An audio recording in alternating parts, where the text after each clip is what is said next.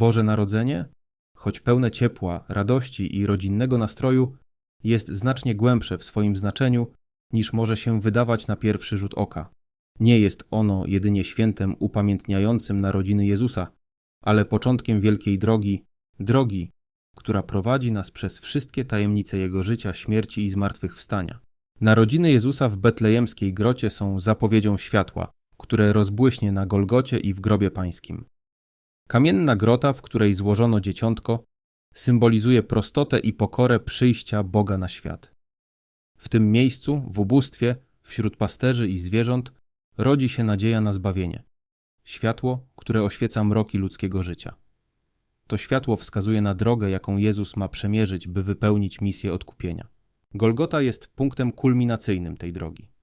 Tam, na krzyżu, Jezus wziął na siebie cały ciężar ludzkiego grzechu, cierpienia i śmierci. Jego ofiara nadaje sens wszystkim cierpieniom, których doświadczamy w naszym życiu. Przypominając, że w Chrystusie każde cierpienie może być przemienione w źródło zbawienia. To, co zaczęło się w betlejemskiej grocie, na Golgocie przybrało najpełniejszą formę. Miłość Boża objawiła się w sposób ostateczny i nieodwołalny. Jednak droga ta nie kończy się na krzyżu. Po Golgocie następuje pusty grób.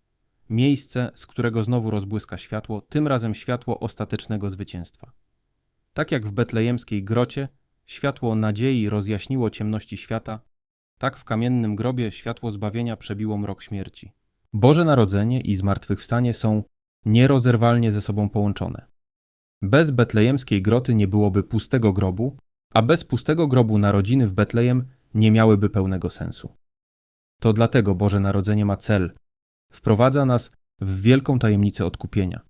Otwiera drogę, która wiedzie od pokory narodzin do chwały zmartwychwstania, pokazując, że Bóg nie tylko stał się człowiekiem, ale również przyjął nasze życie, cierpienie i śmierć, by przemienić je w nowe życie, pełne światła i wiecznej nadziei.